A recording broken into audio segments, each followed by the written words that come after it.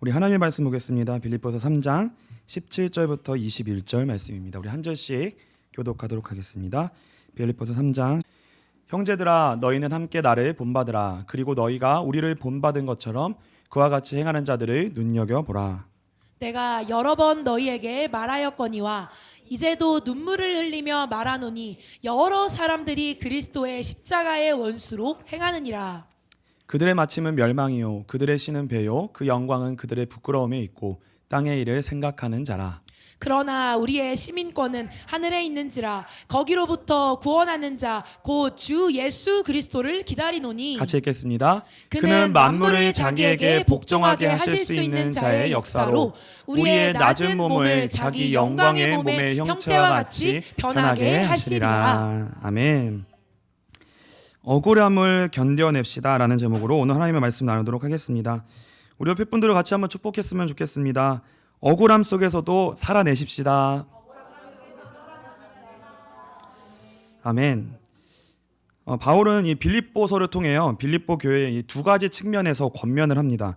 이 첫 번째 측면은 뭐냐면 내적인 측면이에요. 교회 안의 측면에서 권면을 하는데요. 빌립보서 1장 27절입니다. 오직 너희는 그리스도의 복음에 합당하게 생활하라. 이는 내가 너희에게 가보나 떠나 있으나 너희가 한 마음으로 서서 한 뜻으로 복음의 신앙을 위하여 협력하는 것과. 그래서 첫 번째 이 바울은 내적인 측면으로서 빌립보 교회에 권면하는데 하나됨, 복음 안에서 하나됨을 권면합니다. 이 교회의 힘은 다른 것에 있는 게 아니라요. 뭐 건물이 좋고 또 아니면 뭐 사람들의 모임이 좋고 뭐 재밌고 여러 가지 교회에 좋은 면이 많겠지만 교회의 진짜 힘은 뭐냐면 하나됨에 있습니다. 교회가 분열과 갈등이 있으면 교회는 무조건 힘을 잃게 되어 있습니다. 그래서 바울이 이 빌립보 교회에 권면을 하면서 어떻게 권면을 하냐면 그리스도의 마음을 가질 것을 권면합니다. 빌립보서 2장 5절입니다. 너희 안에 이 마음을 품으라. 곧 그리스도 예수의 마음이니. 그리스도 예수의 마음을 품을 것을 권면하는데요. 이 예수님의 마음, 그 예수님의 특징은 뭐였냐면은 낮아짐이었어요. 낮아짐. 그래서 이 낮아짐은 어떤 낮아짐이었냐면 하나님이 분명히 하나님이신데 그 하나님이 하나님 된 자리와 위치와 그 모든 권위와 하나님으로서 받아야 될 그 모든 것을 포기하고 버리고 종의 모양이 되셨다는 거예요. 사람의 모양이 되셨다는 겁니다. 그리고 그 정도만이 아니라 자기를 낮추시고 죽기까지 하나님의 뜻에 복종하셨다라고 바울이 예수님의 모습을 이제 소개해요. 근데 이제 이 낮아짐의 결정체가 뭐냐면 십자가에 죽으신 거예요. 십자가에 죽으신 거예요. 그래서 만일 예수님의 속마음이 이 속의 마음에 나는 하나님인데 내가 진짜 하나님이야. 너희가 내가 하나님인데 못 알아봐?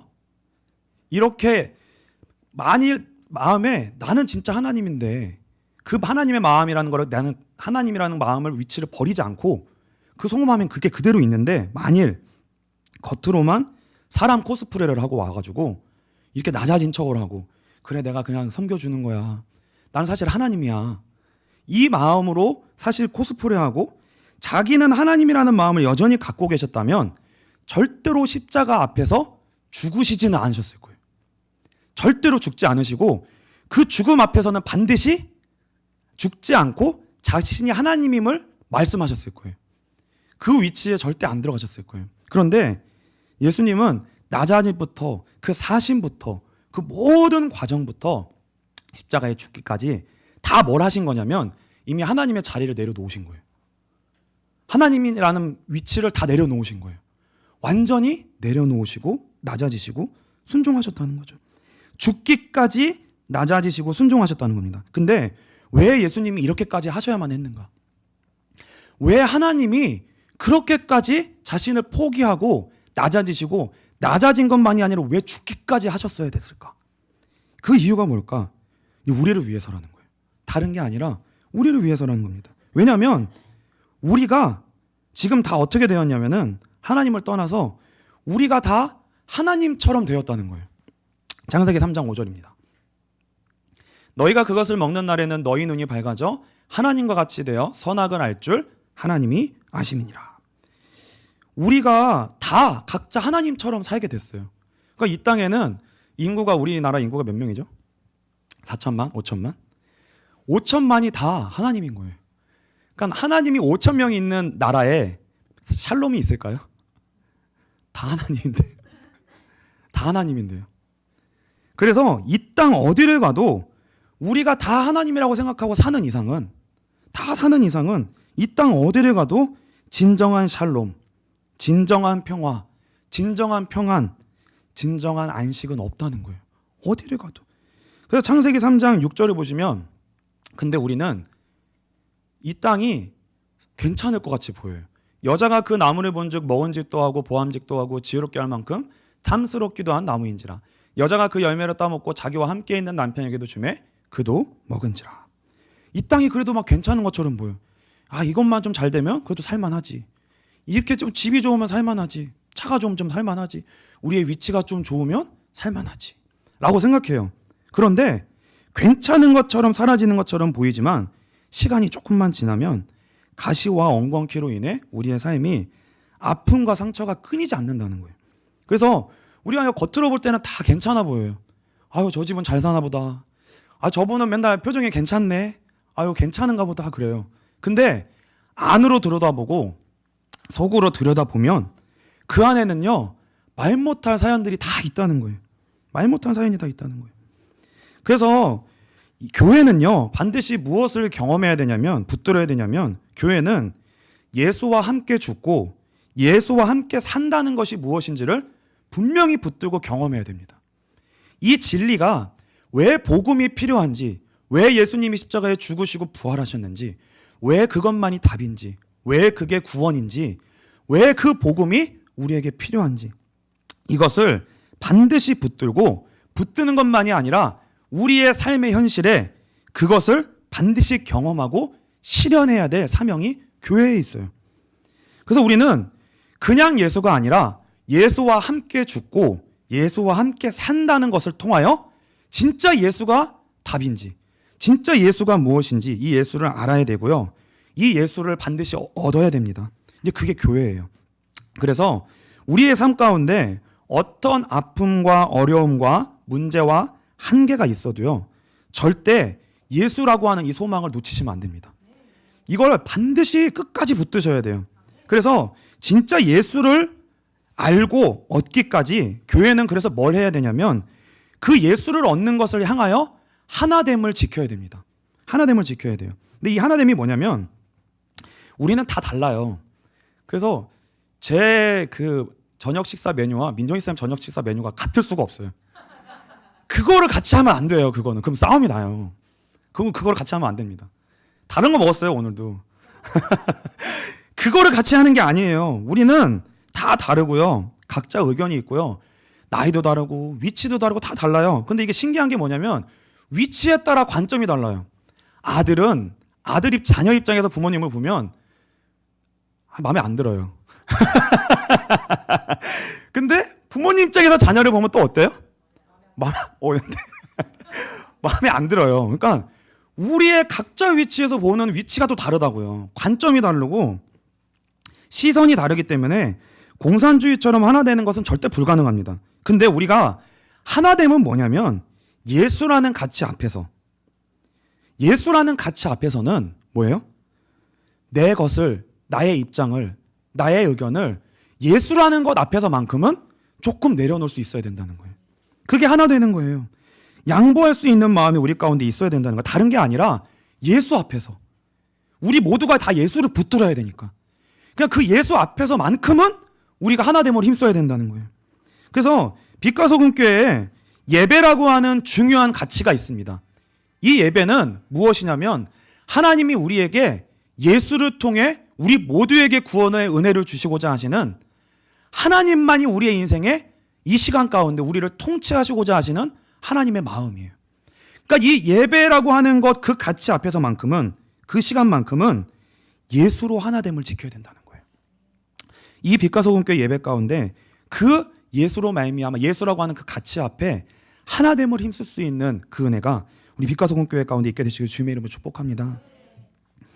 그래서요 우리가요 계속 질문하고 구하고 또 구해야 됩니다. 정말 왜 예수만이 답이 되는가? 정말 예수만이 답인가? 왜 예수가 답인가? 이것을요 계속 질문하고 구하고 또 구해야 돼요. 이 가치에 대하여 교회가 눈이 열려져야 그것으로 인해 하나됨으로 서로가 통해야 돼요. 그래 맞아. 진짜 우리가 다 다르고 여러 가지 갈등이 있고 힘듦이 있지만 그래 우리 모두가 예수라고 하는 것 앞에서는 하나됨을 붙들어야 돼. 예수를 우리가 같이 붙들어야 돼. 이렇게 하나에 향한 가치와 마음이 하나 되어질 때 두 번째 걸음을 걸을 수 있습니다. 그래서 바울이요 두 번째 권면하는 게 뭐냐면 빌립보서 1장 28절입니다. 빌립보서 1장 28절 무슨 일에든지 대적하는 자들 때문에 두려워하지 아니하는 이 일을 듣고자 함이라. 이것이 그들에게는 멸망의 증거요 너희에게는 구원의 증거니 이는 하나님께로부터 난 것이라. 두 번째 바울이 빌립보 교회에 권면하는 것은 뭐냐면 내적인 것이 예수로 말미암아 하나 되는 것이라면 그것을 발판으로 삼아 그제야 외적인 적들에 대항할 수 있다는 거예요. 외적인 대적자들. 교회는요 외부로부터 대적자들이 있습니다. 분명히 대적자들이 있어요. 빌립보 교회 대적자들은 뭐였냐면 할례파 율법주의자들과 영지주의자들이었습니다. 빌립보서 3장 2절로 3절입니다. 개들을 삼가고 행악하는 자들을 삼가고 몸을 상해하는 일을 삼가라. 하나님의 성령으로 봉사하며 그리스도 예수로 자랑하고 육체를 신뢰하지 아니하는 우리가 곧 할례파라. 그리고 오늘 본문에 보시면 빌립보서 3장 18절로 19절에 보시면 이렇게 되어 있습니다. 빌립보서 3장 18절 19절 내가 여러 번 너희에게 말하였거니와 이제도 눈물을 흘리며 말하노니 여러 사람들이 그리스도의 십자가의 원수로 행하느니라. 19절입니다. 그들의 마침은 멸망이요 그들의 신은 배요 그 영광은 그들의 부끄러움에 있고 땅의 일을 생각하는 자라. 율법주의와 영지주의는 각각의 특징이 있는데요. 율법주의는 쉽게 말하면 이겁니다. 신앙의 초점을 어디에다 두고 있냐면요. 율법주의는 옳고 그름에다 두는 거예요. 옳고 그름. 무엇이 옳고 무엇이 맞고 무엇이 틀리냐에 거기에 관심이 엄청 많아요. 그게 사실은 율법주의입니다. 무엇이 맞고 틀린지에 대한 관점이 굉장히 강해요. 그래서 다시 말하면 다른 사람을 판단하고 비판하는 성향이 강하다는 거예요. 이것이 대적자들이에요. 교회의 대적자들입니다. 우리가 대적해야 될 거예요. 대적해야 될 것. 그리고요, 영지주의는 뭐냐면 영적인 것과 육신적인 것을 구분해여 가지고 뭐만 추구하냐면 영적인 것만 가치 있다고 얘기해요. 육신적인 것은 그것은 의미가 없다라고 얘기합니다. 근데 이제 중요한 게 뭐냐면 율법주의와 영지주의 모두가 가진 특징이 있어요. 이 두 가지가 다 동일한 공통점이 있는데 그게 오늘 본문인데 다시 한번 읽을게요. 빌립보서 3장 18절로 19절입니다. 이게 같은 특징이에요. 한번 같이 읽을까요? 같이 읽겠습니다. 내가 여러 번 너희에게 말하였거니와 이제도 눈물을 흘리며 말하노니 여러 사람들이 그리스도의 십자가의 원수로 행하느니라. 그들의 마침은 멸망이요 그들의 신은 배요 그 영광은 그들의 부끄러움에 있고 땅의 일을 생각하는 자라. 궁극적 목표와 방향성이 십자가의 원수로 향하게 된다는 거예요. 근데 이게 사실 어떤 의미냐면요. 우리의 신앙은 어떤 방향을 향해야 되냐면 우리의 신앙은 우리에게 신앙이 있다면 우리는요 반드시 그 신앙에 우리의 인생 전부를 걸어야 됩니다. 그냥 걸쳐놓으면 안 되고요. 우리의 신앙은 결국 어디를 향해야 되는 거냐면 우리의 인생 전부를 걸고 그 신앙을 가지는 거예요. 막 뭐 양쪽에 다리를 걸치고 있다거나 이거는 하고 싶은데 이건 하기 싫다거나 그런 게 없다는 거예요. 사실은 우리가 다 지금 마음에 항상 신앙생활을 하면서 계산을 하고 갈등을 하고 사실은 하나님과의 거리에서 우리가 각자 거리두기를 하며 사실 조정하는 거잖아요. 조정하면서 걷고 있잖아요. 그런데 결국 우리가 하나님 앞에 가야 될 것은 뭐냐면 결국 우리의 인생을 하나님 앞에 세우는 거거든요. 우리 인생을 결국 하나님 앞에 다 드리는 거예요. 그게 하나님이 우리 가운데 그 신앙은 그만큼의 인생 전부라는 것을 걸어야 된다는 무게와 가치를 지니고 있다는 거예요. 그 무게와 가치를 지니고 있다는 거예요. 근데 율법주의는 뭐냐면 알아요. 뭘 알아요? 무엇이 옳은지 무엇이 틀린지 알아요. 근데 율법주의는 뭐예요? 남에게만 적용하고 그것을 나에게는 적용하지 않는다는 거예요. 그게 뭐예요? 너가 그렇게 안 하는 건 알겠지만 그거는 틀린 거는 잘 알겠어. 근데 내가 할 생각은 없는 거예요. 그게 율법주의예요. 그러니까 초점이 자꾸 어디로만 가 있는 거예요? 남이에요. 남이 그렇든지 우리가 인생을 걸어야 되거든요. 거기에 우리가 쌓여있을 시간이 없어요. 사실은 누가 잘 살든지 못 살든지 맞든지 틀리든지 거기에 우리가 휩싸여 갈등하고 붙잡고 씨름해야 될 것이 아니라 우리가 예수의 모든 걸 걸고 걸어야 돼요. 길을 걸어야 됩니다. 근데 이것을 안 하겠다는 거예요. 뭐야? 율법주의는 나는 그 길은 싫고 저 사람이 맞고 틀린 것만 나는 얘기하겠다는 거예요. 나는 그것만 계속 보겠다는 거예요. 아무리 그래도 저건 아니지. 이건 아니지. 그것 때문에 우리가 걸어야 될 길을 나는 포기하겠다는 거예요. 이게 율법주의예요. 영지주의는 뭐예요? 영지주의는 애초부터 몸을 중요하게 여기지 않습니다. 영혼만 천국 가면 되고 영혼만 은혜 받으면 되고 우리의 삶은 중요하지 않다는 거예요. 희생, 헌신, 우리의 몸으로서 실제 하나님 앞에 희생하고 헌신해야 될 게 진짜 있거든요. 그거는 안 하고 싶다는 거예요. 나는 그냥 교회 와서 예배만 드리고 은혜만 받고 내 마음만 평안하면 된다는 거예요. 무슨 거기에 책임이 있고 헌신이 있고. 그러니까는 지금 뭐예요? 온라인 코로나가 생기고 나서 교회에 뭐예요? 교회는 힘든 곳이에요. 교회를 가면 인간관계를 해야 되고 헌신을 해야 되고 식당 봉사를 해야 되고 전도를 해야 되고 할 게 많아요. 그래서 나는 은혜만 받고 나는 헌신하기는 싫다는 거예요. 영지주의는 뭐예요? 내 영혼의 안식만 바란다는 거예요. 이게 교회의 대적자들이에요. 교회 대적자들이 이렇게 들어와가지고 율법주의를 갖고 들어오잖아요. 다 그걸 좋아한다는 거예요. 왜요? 우리는 이미 거기에만 눈이 다 밝혀져 있기 때문에. 우리는 자동으로 다른 사람에 대한 눈은 열렸기 때문에. 그래서 영지주의는 또 뭐예요? 너무나 편합니다. 너무나 얼마나 타협하기 좋아요. 편해요. 예배드리기. 신앙생활하기 편합니다. 근데요, 이 율법주의와 영지주의의 실체는 뭐예요? 십자가의 원수라는 거예요. 그들의 마침은 배라는 거예요. 이 배라는 게 이게 헬라어로 이 창자예요, 창자. 사실은 창자라는 거예요. 배예요. 그들의 마침은 뭐냐? 결국 자기의 유익이라는 거예요. 그러니까 자기의 유익을 위해서 남을 위해서 나의 유익을 내려놓는 헌신과 희생은 할 생각이 없다는 거예요. 난 그거 싫다는 거예요. 난 그거 싫다. 그게 율법주의와 영지주의가 비슷하게 믿으려는 거죠. 비슷하게. 이것을 근거로 바울은 빌립보서 3장 17절에 뭐라고 얘기하냐면 이렇게 얘기합니다. 형제들아 너희는 함께 나를 본받으라. 그리고 너희가 우리를 본받은 것처럼 그와 같이 행하는 자들을 눈여겨보라. 그런 의미에서 바울이 나를 본받으라고 얘기합니다. 바울이 뭐가 대단해하고 자기를 본받으라고 얘기할까요? 그런 의미가 아니라 그런 측면에서 나를 통해 너희들이 동일하게 우리와 같이 내가 걸은 길을 통해 같이 걸어야 될 길이 있다는 거예요. 십자가의 원수와는 다른 내가 걷는 길이 있다는 거예요. 그 길을 본받으라는 거예요.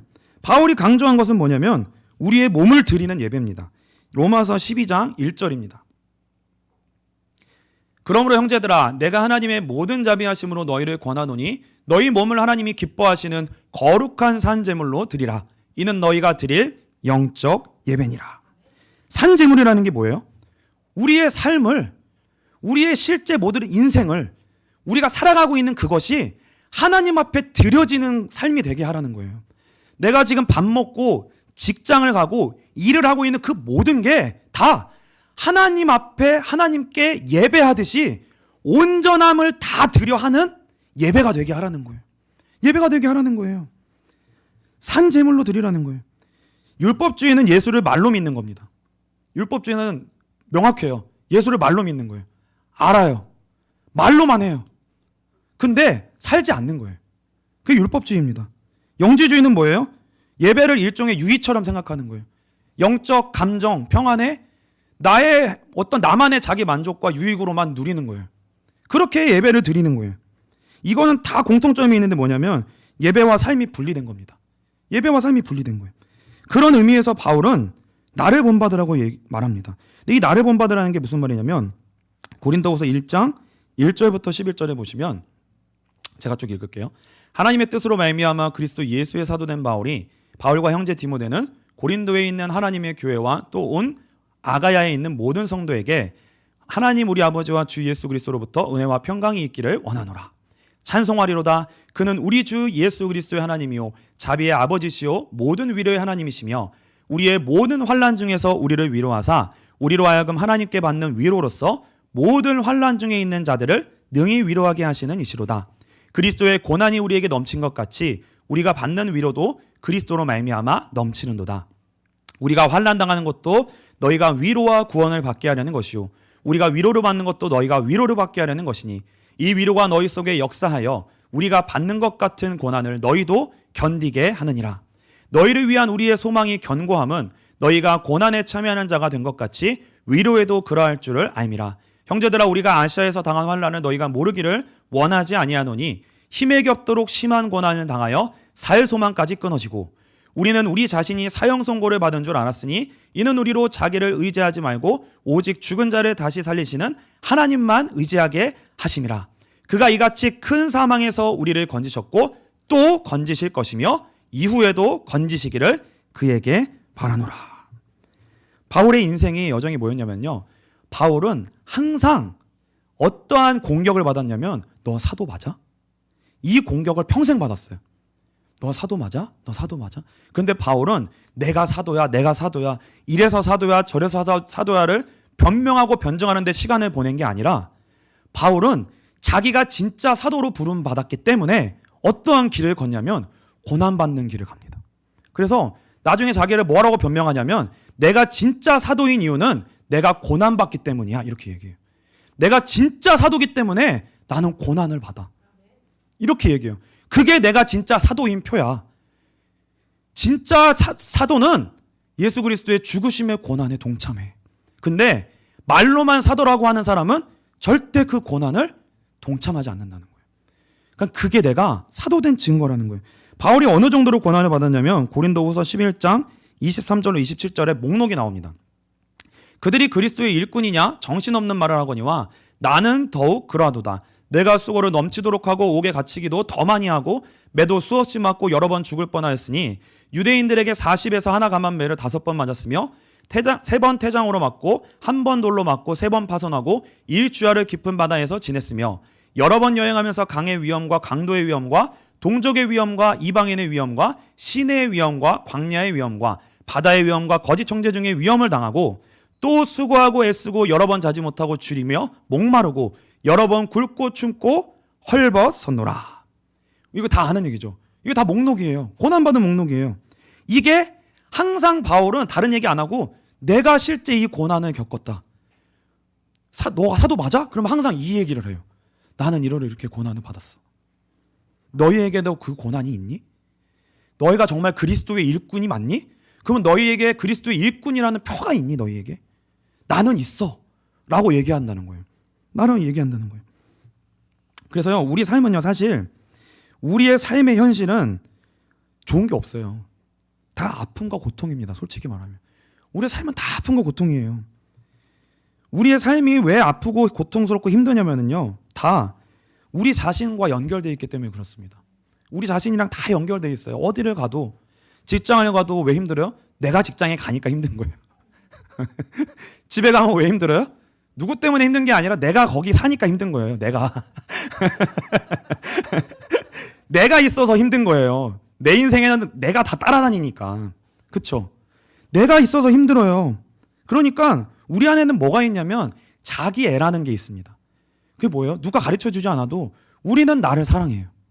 나를 아껴요. 그 나를 아낀다는 건 뭐예요? 아프기 싫고 고통받기 싫고 억울하기 싫고 억울하기 싫고 인정받고 싶고 나를 지키고 나를 사랑하는 마음이 우리 안에 다 있다는 거예요. 어딜 가나요? 어딜 가든지. 우리는 그 대접을 받고 우리는 그렇게 우리를 사랑하는 마음이 있는데 어딜 가도 뭐예요? 우리 자신이 내가 생각하는 것대로 내가 원하는 대로 되는 데가 없다는 거예요. 그러니까 힘들잖아요. 상처와 고통과 우리는 뭐예요? 오해가 되고, 얼마나 우리가 오해받을 때가 많아요. 내 마음은 그게 아닌데, 나는 그런 의미로 한 말이 아닌데, 나는 그런 의미로 눈을 쳐다본 게 아닌데, 그쵸? 근데 내 마음은 아닌데, 그쵸? 우리는 저희 아버지가 가끔 그런 말 하실 때가 있어요. 마음은 아니라는 거예요.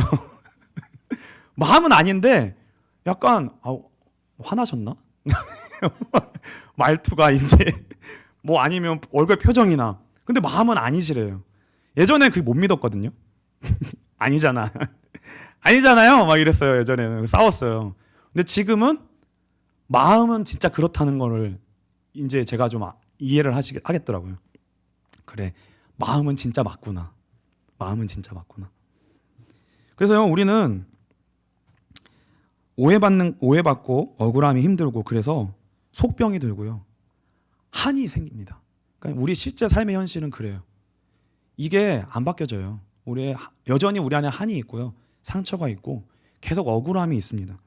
근데 바울은 뭐냐면 그 자리에 들어가 그것을 살아내는 것, 그 자리에 살아내는 것,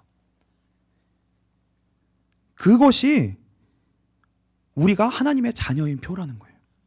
그게 우리가 하나님 자녀인 표라는 거예요.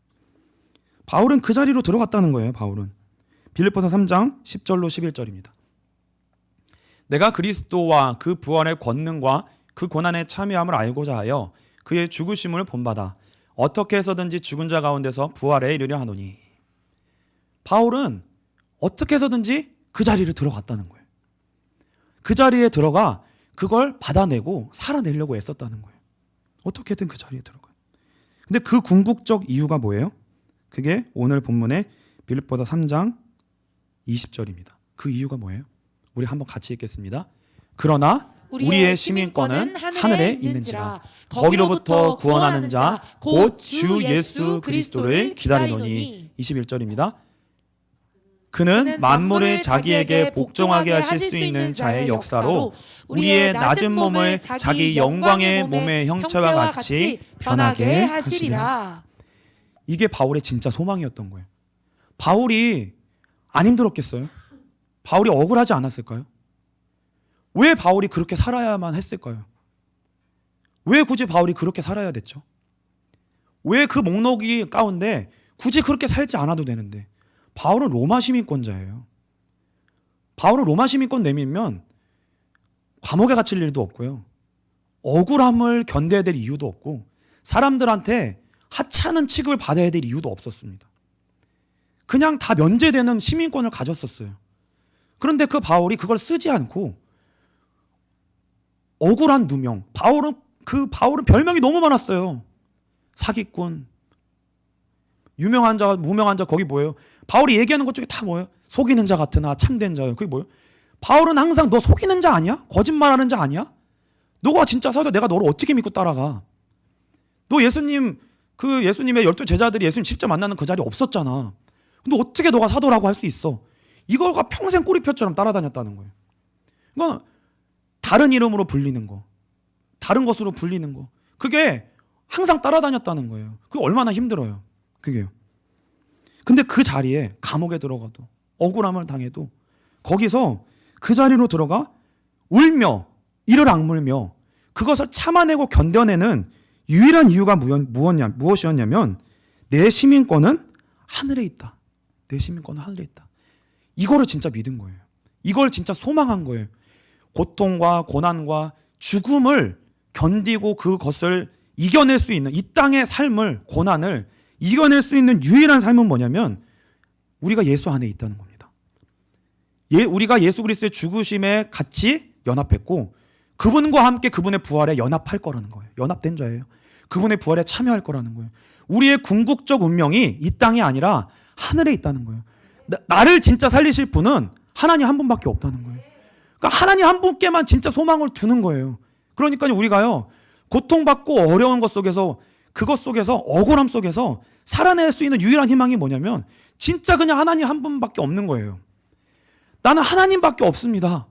그러니까 하나님을 생각할 때 뭐예요? 눈물이 나는 거예요. 오늘 민준사님이 찬양을 하면서 나는 예수 한 분밖에 없습니다. 그분밖에 없습니다. 하는데 눈물이 나는 이유는 뭐냐면 어떤 것도 의지할 것이 없고 진짜 예수님만 의지할 게 밖에 없기 때문에 하나님만 생각하면 눈물이 나고 이 억울함과 이것을 견뎌낼 유일한 소망이 예수님밖에 없는 거예요. 나를 살리시고 이 모든 것들을 갚아주실 분이 예수님밖에 없는 거예요. 우리의 소망이 이 땅에 없는 거예요. 천국 소망밖에 없는 거예요. 그래서 우리의 삶에는요 분명히 있습니다. 분명히 있는데 그게 뭐냐면 이해할 수 없는 십자가예요. 이해할 수 없어요. 이해되면 그게 십자가가 아닙니다. 우리 삶이 내가 왜 지금 이 위치에 있는지, 내가 왜 이 조건 속에 있는지 이것을 이해가 되면 그건 십자가가 아니에요. 이해가 안 되기 때문에 십자가입니다. 우리 자리는요 이해가 안 되는 자리예요. 우리 모두가 다 그 자리에 지금 보내심을 받고 있습니다. 거기서는요 십자가에서는 진짜 죄송하지만 어떤 것도 위로가 안 돼요. 거기서 무슨 물질의 문이 열리는가, 뭐 아니면 다른 사람이 나를 위로해 주는가, 그것으로는 사실요 위로가 안 돼요. 십자가에서는 위로가 안 됩니다. 뭐 남편의 위로, 아내의 위로, 십자가에서는 소용이 없어요. 내가 십자가에서는 소용이 없다고요. 거기는요 버려지고 내동댕이 쳐진 것 같은 자리입니다. 없어요. 그냥 억울합니다. 살아내기가 힘든 자리예요. 바울은 이렇게 얘기합니다. 갈라디아서 5장 24절입니다. 마지막 구절인데요. 이거 읽고 마칠 건데요. 우리 한번 같이 읽고 마치겠습니다. 우리 같이 읽겠습니다. 그리스도 예수의 사람들은 육체와 함께 그 정욕과 탐심을 십자가에 못 박았느니라. 정말 어렵습니다. 조금만 하나님이 우리를 위로해 주시고, 조금만 이걸 좀 바꿔주시고, 조금만 저 사람을 좀 바꿔주시면 좋을 텐데 그러지가 않는 현장이에요. 그럴 수가 없는 현장이에요. 여기서 우리가 유일하게 설 수 있는 길은 뭐냐면 그리스도와 함께 내가 십자가에 못 박히는 거예요. 그리고 예수님만 붙드는 겁니다. 하나님만 바라보는 거예요. 그거를 믿고 결단하고 하나님만 내 온 삶으로 하나님을 붙들고 그 삶을 들어가 그 삶을 살아내는 거예요. 온 힘으로 하나님만 붙들고 예수님만 붙들고 그 삶을 살아내기로 하는 거예요. 이거 외에는 답이 없다는 거예요.